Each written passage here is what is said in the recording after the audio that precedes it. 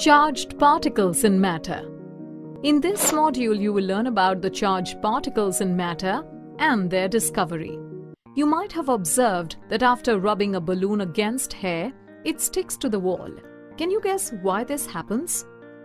It happens due to the development of opposite charges on the balloon and the wall.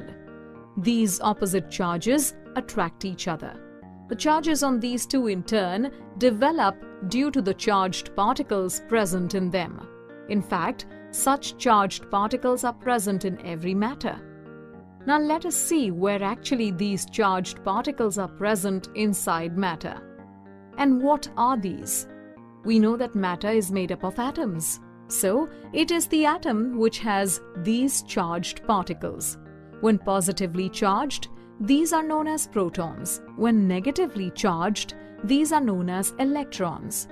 Now that we know what these are, it is also important for us to know by whom they were discovered and how. The credit for the discovery of the electron goes to Sir J.J. Thomson. An experiment that helped him discover this was the cathode ray tube experiment. The setup of the experiment consisted of a glass tube containing a gas and two electrodes at its two ends connected to a battery. The gas inside the tube had a very low pressure, which was maintained with the help of vacuum pump. On passing the electric discharge, the rays called cathode rays were produced, which were attracted towards the positively charged plate.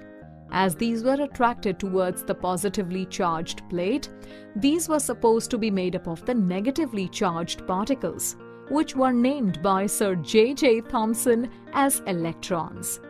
So this is how the negatively charged particles were discovered. Since atoms are neutral, it was concluded that some positively charged particles must also be present in the atoms. These positively charged particles were later discovered by Goldstein in 1886 as protons. The experiment set up for the discovery of protons was similar to the cathode ray tube experiment we saw before.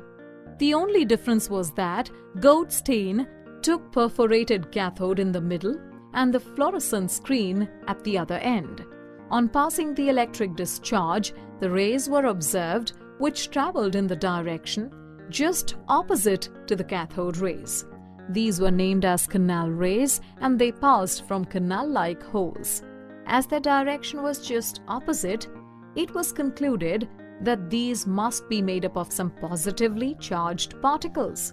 These positively charged particles were nothing but the protons. So now we know all atoms have two types of charged particles, that are electrons, the negatively charged particles, and protons, the positively charged particles.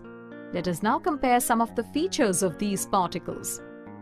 The charge of an individual electron is minus 1.602 into 10 raised to the power minus 19 coulomb, whereas it is plus 1.602 into 10 raised to the power minus 19 coulomb for protons. And if we compare masses, it is 9.107 into 10 raised to the power minus 28 gram for an electron and 1.672 into 10 raised to the power minus 24 gram for a proton. Moreover, an electron deflects towards the positive field and away from the negative field, and a proton deflects towards the negative field and away from the positive field. Now, let's recap. Every matter has charged particles. In matter, the charged particles are present in the constituent atoms. Each atom has two types of charged particles, electrons with the negative charge and protons with a positive charge. Electrons were discovered by Sir J.J. Thomson and protons were discovered by E. Goldstein.